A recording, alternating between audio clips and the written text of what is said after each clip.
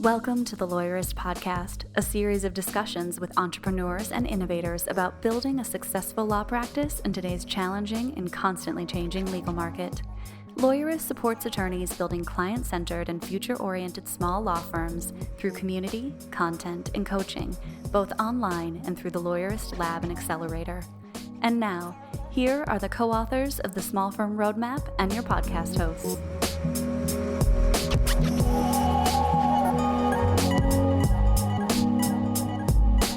Hi, I'm Laura Briggs. And I'm Stephanie Everett, and this is episode 314 of the Lawyerist Podcast, part of the Legal Talk Network. In today's episode, Laura talks with Dan Cable about highlight reels and why you need one in your life. Today's podcast is brought to you by Postali, ESQ Marketing, Cosmolex, and Text Expander. We wouldn't be able to do this show without their support, so stay tuned. We'll tell you a little bit more about them later on. So hey Laura, today I thought we should talk about something that we see come up a lot, which is, stops, obstacles, frustrations, right? Like those things that get in our way and make us sort of want to just quit. Yeah, and I think we all know that they're out there. I mean, how many images of entrepreneurship or business ownership have you seen where they make it look like it's climbing mountains and going down into valleys or riding a roller coaster? So we all know there's going to be ups and downs, but it's so easy to want to quit. Like it's one thing to know it in your head. And then when you really hit the obstacle and you're just like, I don't want to do that thing. I don't want to push through this. I don't want to solve the problem or figure it out. And that's actually the exact moment that you need to lean in and try to work through it. So we see this come up in a lot of ways. Definitely. I see it in my personal life. Like, it's like, oh, this is difficult. Like, forget it. It's going to take too long. Let me just get away from it entirely.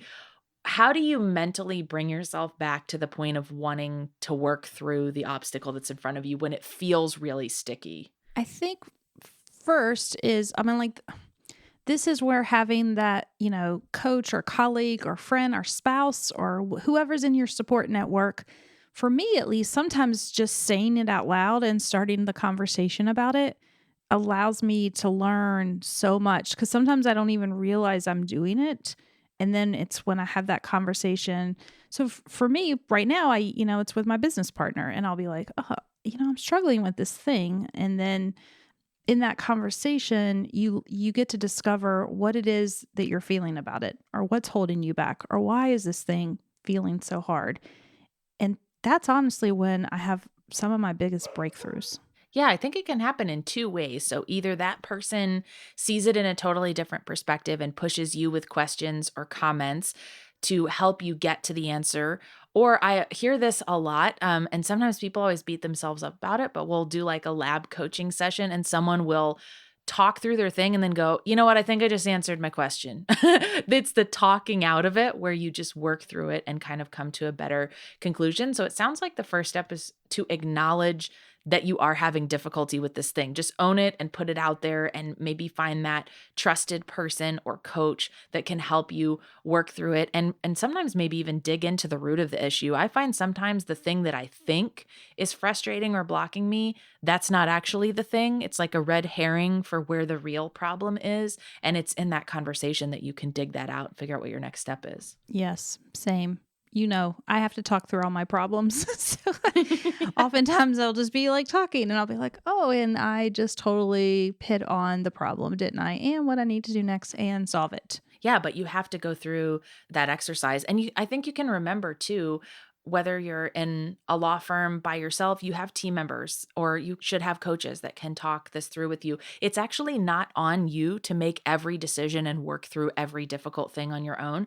I think there's this like entrepreneur pride of like, oh, you just push and push and push and you hustle all day long and you figure it out on your own. You get scrappy and you figure it out. And it's like, no, you can get much better and faster results by focusing on who can I ask to help me with this? Who's going to be my board of advisors? I mean, we've talked about that before on the podcast, making sure you have those people in your life, because really it's not all on you. And, it doesn't have to all be linear, but also like not all at the same level, right? Like I think some days we beat ourselves up because we think, oh, I haven't really made much progress today or this week or this month or quarter.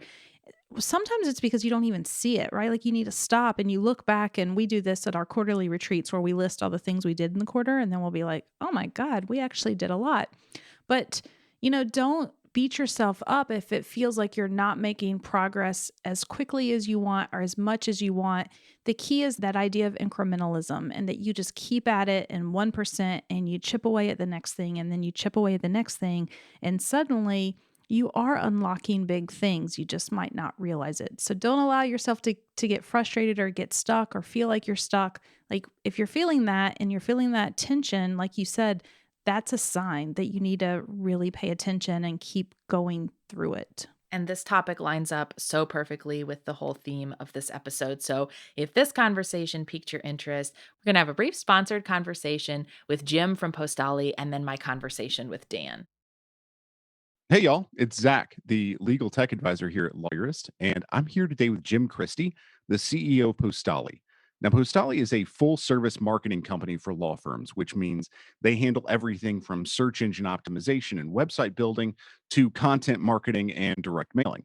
Jim, thanks for being with us today. Yeah, thanks, Zach. Always good to be here. So today, kind of adding to what we were talking about in the webinar that we did, we want to talk about source attribution and kind of awareness of where people's leads come from, right? Right. Yeah. And we were riffing here a little bit before the podcast, and I was saying that, something that most lawyers don't come and ask is, how do you do your marketing source attribution? Because it's just not a phrase that lawyers would utter, or unless you're a marketer, you don't use that language. But what we're talking about is, where do your leads come from, and how much attention should you be paying to that? And what are the KPIs around it? And I think that's something that isn't discussed as early in the process as it should be when you're talking about your marketing. It's usually like the tactics, what are you doing, but not what do you actually want to get? What's a viable cost per case for you to be profitable, so that you're not spending all of your profit back into your marketing machine. And I think to bring it back into something that's practical is that, let's use Google Ads as an example, because this is probably the most important source that you want to track, because it's so easy to lose so much money so quickly and not know what's happening at all with the dollars that you're spending. So let's just say, for example, in Google Ads, you really want to be tight on knowing how much is it costing me to get a lead, and then how much is it costing me to get a client out of that.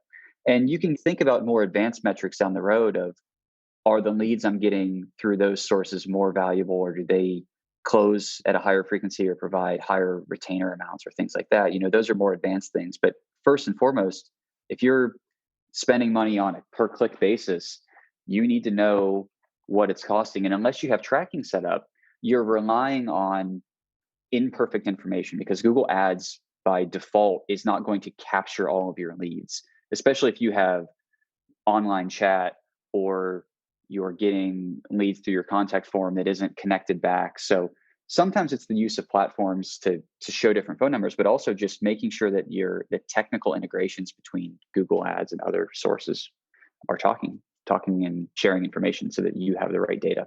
And so if I'm not setting that up appropriately, well, then I'm not getting the right information. But I think one of the things that, for me as an attorney, I think that's daunting. That's huge. I go into Google Analytics, I go into Google Paid Ads, and it's pretty confusing in there, And I think that's why I would lean toward just being like, okay, well, I spend X amount per month and I get X amount of leads, and I'm not going to drill down into that any further.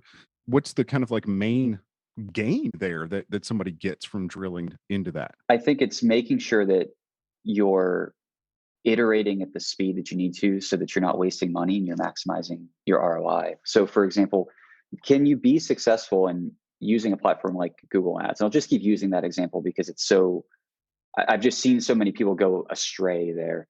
You don't have to have this to be successful. You can get lucky.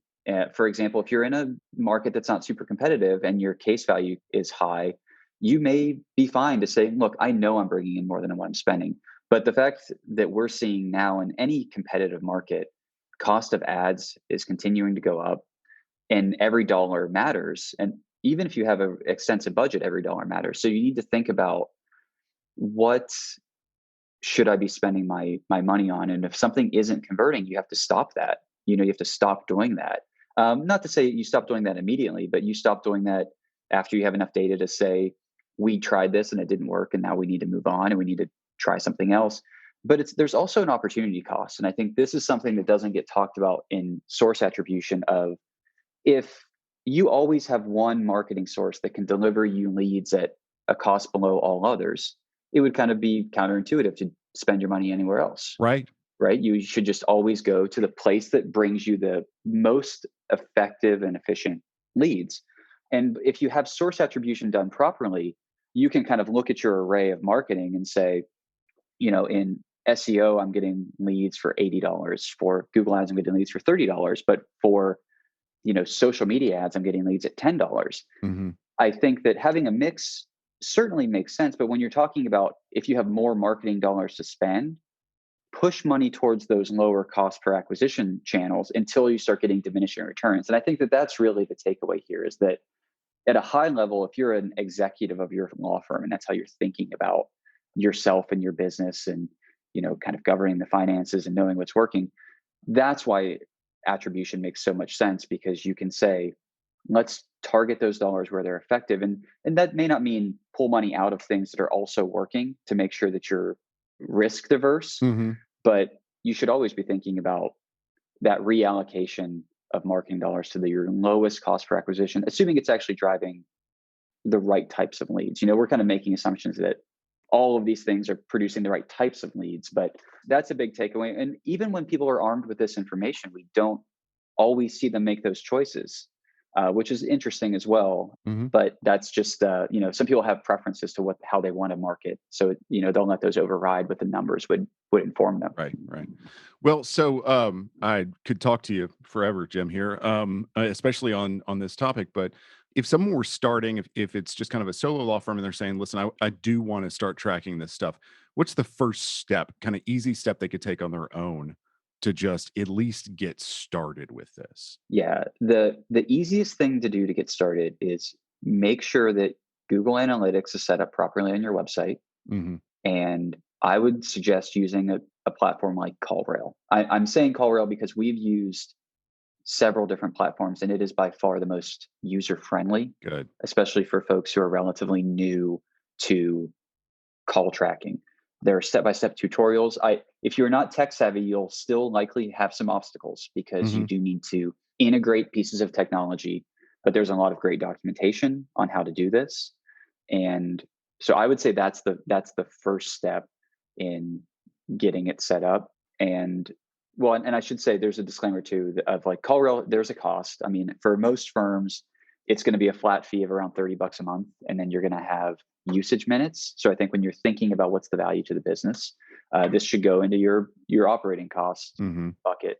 But that's where I would start, and you can start to get some insight around who's calling you, where are they coming from. And I would encourage anybody, if they have just questions about how to set this up, we're always happy to answer those types of questions of what are best practices in this. We can consult on this type of thing, and it wouldn't take long. So I think that reaching out for help is always a great idea. Right. Well, and in order to do that, they can always go to postali.com, and there's a button there that just says contact us. And so if they need any more information or want to, look into this further, you guys have a lot of information on this and are happy to help people with that. So Jim, I appreciate you talking to me about this today. This is, eye-opening for me. I certainly learned something, and I hope everybody else did as well. Exactly.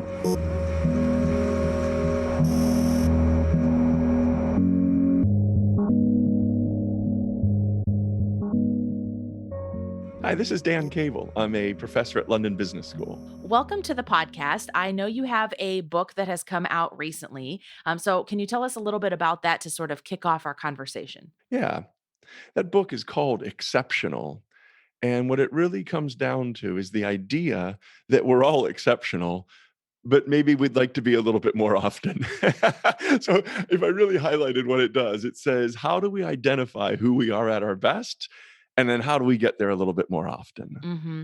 Which I think is a really important concept, and one that's become even more important when we're dealing with so many things that are uncertain in this world. One of the concepts from your book is this idea of a highlight reel. And I often hear that term in reference to something that has a negative connotation, like, well, be aware of other people's highlight reel on social media. It sounds like you're bringing back a positive connotation to that term. Can you talk a little bit about what that means for you?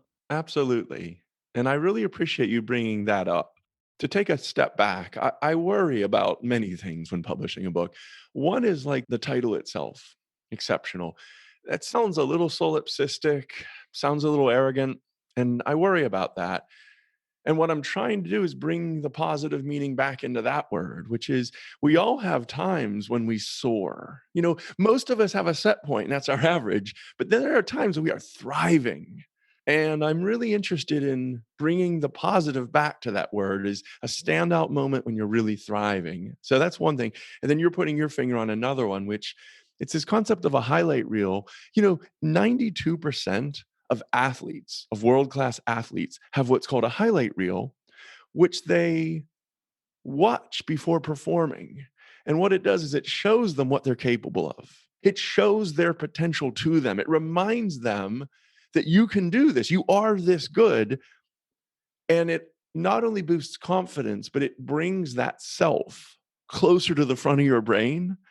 And that's the way I'm using this. The highlight reel is getting information from family and friends and work colleagues and mentors about times that they have seen you at your best so that you can remember or highlight or make salient what it is about me when I'm making my best impact. Does that make sense to you, Laura? Yeah, it does make sense. And I think one of the challenges is, and you point this out in your book, that we often don't do this. We feel like it's very socially awkward. And sometimes the conversations are awkward, but we feel weird asking other people about that. What do you recommend? I mean, is it just something we have to get over, or is there something else we should do? Because I feel like going to your friends and family and asking this right off the bat, they're probably going to be like, why? Why are you asking me Yes. this? Yeah. What's wrong with Yeah. you? Do you need Right, help? right. Are you sick? Yeah. What's going on? Yes. Okay. Well, number one, you're just right.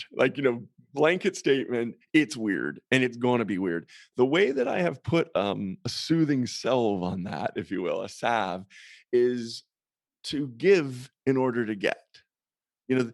First off, what's important to remember is we're not doing this so that we can stroke ourselves. This isn't sort of masturbatory in that sense.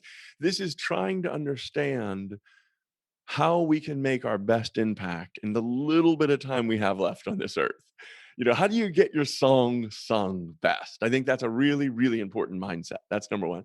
Number two is give to get, which means before asking people, tell me how I'm great, Yeah. giving them stories and memories about times that you remember them being great. Telling employees, here's a time that I saw you delivering something unique and something valuable that I really appreciated. And I'd love to see you do more of that. I'd love to help you be there more often. It's the idea of telling a brother or a sister, we don't talk enough about this, but you're really important to me. And here are some ways that you've really helped me by acting in these ways. So it's essentially opening up the dialogue of gratitude before they die. Yeah. It's like giving somebody a eulogy before they're dead. Right. Yeah. And you cover some really good stories about this, how we often do wait until a person is gone to say those kinds of things about them. And it's usually very beautiful and meaningful when it happens. And it really helps people with closure in the grieving process. But there is really something to be said for not waiting until someone is no longer around to hear you, building it into the kind of more regular pattern, I think is very helpful. Laura, story that happened to me last year that actually influenced me a lot as I was finishing the book, Exceptional, is my father was really sick. He lived in Pittsburgh, Pennsylvania. That's where I grew up. And I'm in London. And by February, he was getting really sick. And so I took the time to write him a highlight reel. I wrote 5 memories of mine about times, he was really a good father, in my opinion, and times that he really was there for me and so on. Anyway, I wrote those in February, and my mom, I sent it to him. I wrote it out longhand, like on letter. Wow. Yeah. I used ink. Very old school of you. Old school. And I just knew that would connect with him best. And my mom said that he set it on his little table where he puts the newspaper every day. He's put it there like permanent exhibition for himself. And that's really interesting. And then he died. He died in May. And what's really powerful, without, I don't want to bring our show down here, but what was really powerful is how good it made me feel, because I wasn't able to go see him. That was pretty heavy duty lockdown, and London had shut the airports and everything. And it actually really made me feel good that I did that. It was very powerful for me that I had taken that moment, because I couldn't speak at his eulogy, and better, he heard from me what I appreciated about him. Yeah, that's really powerful. And I think, things like that, you never look back on, you'll never regret doing that, right? But you might regret not doing it. And so I think it's really important that, and it makes a lot of sense that we do it for friends and family. How do you bring this over into a workplace situation where it doesn't feel weird, where your employees or colleagues don't feel like, well, why are you telling me this? We just work together. Why are we going to this level? How do you do that the right way? It's such a great question. And I have so many answers that I'm struggling a little bit. Let me give you three. The first one, and I think the most easiest, is when you're hiring new people, or when you're going to have a conversation with a colleague about their performance, if you're the leader and so on, have them write down three memories of a time they were at their best. This is something we've done study after study after study, where you try to talk to them about times that they feel most alive, when they feel like they're in flow, when they talk about their unique strengths, kind of lifting them up. And as a boss, that conversation is really humanizing and really energizing. And everybody has those moments. We all have moments when we thrive. And just to have somebody in authority take an interest in that, we have found that it increases customer satisfaction, 11% at Wipro in a call center. We have found that it decreases quitting by 32%. We found these large, substantial, statistically significant effects for free. All you have to do is talk. It is not, you don't even need a budget for this. You just have to have a mindset. That's the easiest. The second thing that we've done with some consulting firms, we've done this with some sales firms, is we actually create this highlight reel. So we'll have the company create one of these highlight reels for the employees, where they'll go out to they'll have to ask and get the network. But it's like a 360. We do this anyway. It's just not just at work. It's outside work. It's siblings, it's mentors, it's family members. And it's the idea of the company takes the effort to create this report for people, so that it's a package of memories. And boy, does that change the employment relationship. It makes it relational instead of transactional. And then the third thing that I'll say about this has to do with job crafting. Once you start learning who that person is at their best, and you start learning what moments at work do they really feel most alive, you have the ability to say to them, let me help you get there more often. How do I, as your leader, open up spaces that you can customize your work and personalize your work to get there more often? And I just can't tell you how much trust and respect that creates, Laura. Yeah, I can only imagine. We're going to continue talking about how you can continue to be a great leader in your law firm by thinking about how you can do a better job for your employees with this in just a moment. We'll be right back after hearing from our sponsors. Support for today's episode comes from Postali, a full-service legal marketing agency for law firms. The attorney-client relationship is the cornerstone of the legal profession. Just like you put the client's needs first, you deserve a marketing agency that does the same to grow your practice.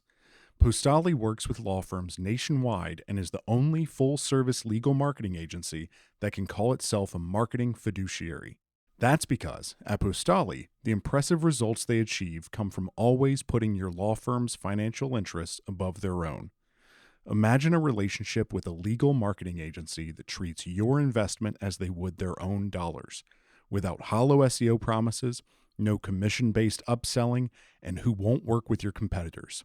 Postali is the marketing agency for legal professionals looking for 100% transparency and genuine guidance from a real marketing partner. To learn more about the benefits of working with a marketing fiduciary, visit postali.com/lawyerist. Contact them for a free consult and mention this podcast. Support for today's episode comes from ESQ Marketing, an agency that believes in affordable and reliable marketing for solo practitioners and small law firms. With ESQ Marketing, you'll work with experts in legal marketing. All of their intense focus is on helping attorneys generate more clients and cases from the internet. They don't work with anyone else. You'll breathe easy with low-risk, month-to-month contracts, and there are no long-term commitments. ESQ Marketing earns the right to work for your firm each and every month. Best of all, you'll get direct access to the person working on your account. No account managers to deal with, and no lost in translation with your requests. To see if you're a fit, visit esq.marketing/lawyerist to get started. Today's challenging and fluctuating business climate requires law firms to be flexible in the way they run their practice. Whether you're working remotely, in the office, or a combination of the two, you need to be able to work effectively and efficiently on the go at any time. That's why Cosmolex offers a cloud-based total law practice management system with built-in compliance for trust and general legal accounting. With Cosmolex, you get everything you need to run your practice in one solution with 24/7 mobile access that's both secure and easy to use. You'll be able to stay on top of all your billable activities no matter where you are, and your clients will love the direct and secure communication in the client portal. The Cosmolex migration team will ensure all your data is moved into your new system safely and securely so your firm can be up and running in no time. To learn more about Cosmolex Total Law Practice Management System, visit cosmolex.com/lawyerist. Support for today's episode comes from Text Expander. Get ahead of your productivity for the new year with easy-to-use cross-platform snippets. Text Expander makes quick work of mundane, repetitive tasks so you can focus on what matters most. Say goodbye to needless text entry, spelling and grammar errors, and inconsistency in your messaging. When you use Text Expander, you can say the same thing, the right thing, in just a few keystrokes. Text Expander can be used in any platform, any app, anywhere you type. These versatile snippets are better than copy and paste, and they're better than scripts and templates. They work across devices and platforms to allow you to maximize your efficiency while still customizing and personalizing your messages. So take your time back in the new year and increase your productivity with Text Expander. Show listeners get 20% off their first year. Just visit textexpander.com/podcast to learn more. We are back. I think this is something that we have to think about as leaders. You have to think about if you're a manager. One of the other concepts that I pulled from your book is this idea that criticism doesn't motivate change. But I think a lot of times in the workplace, criticism is the thing that's used as the foundation for why change needs to happen. It's usually calling out something that, didn't really work, or finding something that's a gap or a problem and kind of leading from there. And then you connected that to this idea of, as human beings, we have this deep need to know why we do something. So it seems like there was a problem there if we're motivating from criticism and then we also don't get the buy-in from the other person about why we do something. Can you talk a little bit about how, as leaders, we can do a better job with those kinds of things? Absolutely. It's a big, important question. Back when we invented management, if we go back to 1900, it made sense to use criticism. It made sense to scare people. That's one way to say it. So we use anxiety and fear to basically say, we caught you. We had these metrics. You're supposed to produce X widgets. You're supposed to do X behaviors. We caught you doing less than we know that you should. And therefore, we're going to take away your raise. We're going to take away your bonus. We're going to ostracize you. We're going to make you feel stupid. And that works as long as you can tell people exactly what they're supposed to be doing. And when you want incremental improvements, if you want somebody to move from a 6% to a 6.2%, again, criticism, making people feel bad, making them feel anxious, that'll work. Because what it does is it focuses people on what they already know.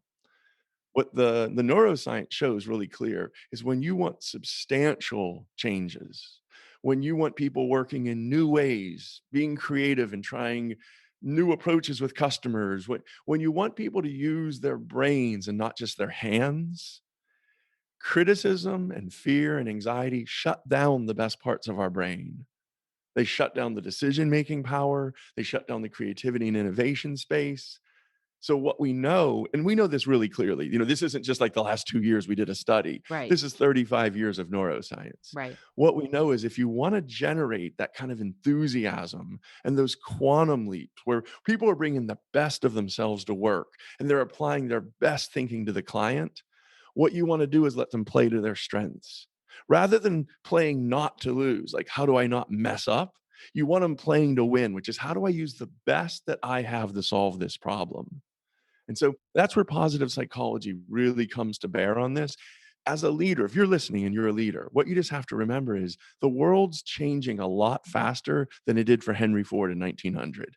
And we need to change our management style to activate the behaviors that solve problems, Yeah. not making people into robots. Yeah. Yeah. And I think change is something that has become such a constant. And like you talked about, the pace of it is getting so fast now that it almost feels like on a daily or weekly basis we're having to incorporate different kinds of change, which can be hard for people as individuals and also teams. You have mentioned that the way that we interpret the struggle that comes along with change is really what's key to being able to embrace it and move forward. So, what may we be missing there that we can interpret differently? Laura, I just wanted to thank you for actually reading the book. No problem. I First love off, reading. So I want to it's my express pleasure. I wanted to express a little bit of gratitude because I've done enough podcasts to know when somebody actually has read it. I really appreciate that. So you're bringing up a really difficult issue, a very important one, which is when we go to do a new behavior, to try to create a new habit, it won't be comfortable. By definition, it means that we're going to do something that's going to feel alien, it's going to feel unnatural. That's the nature of moving out of our comfort zone. The only way to get comfort with discomfort is to take on this growth mindset. Now, many of our listeners are going to know about that. That's Carol Dweck, 25, 30 years of evidence on this idea. But I have to tell you, it's still not common in companies and especially in professional services. I have to say, there's so many people that still go into work thinking with an achievement mindset, which is let me perfectly demonstrate that I know exactly what I'm doing with no mistakes. And that means we won't be learning anything new. We won't be experimenting with something that we can actually teach ourselves. And this growth mindset is really essential if we want to try something new that might not go perfectly the first time. I like to use the phrase that nobody ever walked before they fell. And it's really critical. I can't say enough about it right now, but I dedicated a whole chapter, as you read in the book, on the notion that you got to get comfortable with being uncomfortable if you want to learn. Is there a threshold of being too uncomfortable? So it's actually interesting. Our president, Stephanie, her word for 2021 is uncomfortable. And we're recording this episode in the time of year where, I don't know, maybe some people are starting to break their New Year's resolutions already. And this is like the time of year when everyone tries to implement change. Is there such a thing as taking on too much at once? Should we focus on one thing and try to master change there before moving into something else? Absolutely. I have an idea about this. It's interesting. I do think, Laura, that different people can handle more. And so I don't want to act like there's no variance, but the approach that I am into using is conduct one of these personal highlight reels and learn from other people's perspective how you make your best impact. Learn from the people who get the impact, what the impact is. So that's one thing. And that's new to a lot of people. Mhm. A lot of people think they already know themselves so well until you do one of these. And then you see that the people you're trying to affect see things a little differently than you. So that's step one, try to figure out what that impact is. Step two would be try to look for the themes and find the places where what's effortless and fun for you makes the big impact on other people. And then I say stretch into that strength. I don't say regurgitate old behaviors. I don't say keep doing the thing that you used to do that worked. What I'm saying is once you identify that signature strength, that superpower, that thing that really, it makes you glow to use it. I mean, I have that. I'm kind of using it right now. And time goes away and it really feels like you're in your zone. And the trick of it is to stretch into that, to find ways to create an even bigger impact using that signature strength. And for me, I really like the way you put it, Laura. Work on that one for a while. It looks like 6 days, by the way, just like to really put it into numbers. There's some Yeah, that's researchers- very specific. Yeah, it is really specific. There's some researchers here at UCL, University of College London, and they actually did some research on how long does it take to create a new habit. And of course, there's variance, but the average was about 2 months.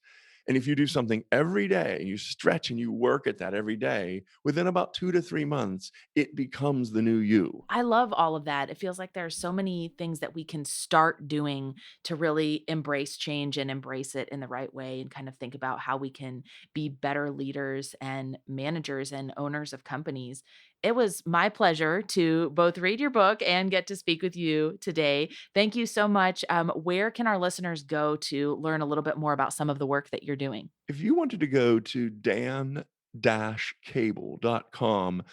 everything's available there. I mean, certainly the books and so on, but I also have a podcast of my own where we talk about science. I teamed up with a comedian and we basically have fun with science. And I also things like talks and, TED Talks and things like that. So I just kind of throw everything on there for people that are interested. Well, wonderful. Thanks again so much. It's my pleasure. Thank you, Laura. The Lawyerist podcast is produced by Bailey Tiller and edited by Christopher Eng. Are you ready to implement the ideas we discuss here into your practice? Wondering what to do next? Here are your first 2 steps. First, if you haven't read the Small Firm Roadmap yet, grab the first chapter for free at lawyerist.com/book. Looking for help beyond the book? Let's chat about whether our coaching communities are right for you. Head to lawyerist.com/community/lab to schedule a 15-minute call with our community manager. The views expressed by the participants are their own and not endorsed by the Legal Talk Network. Nothing said in this podcast is legal advice for you.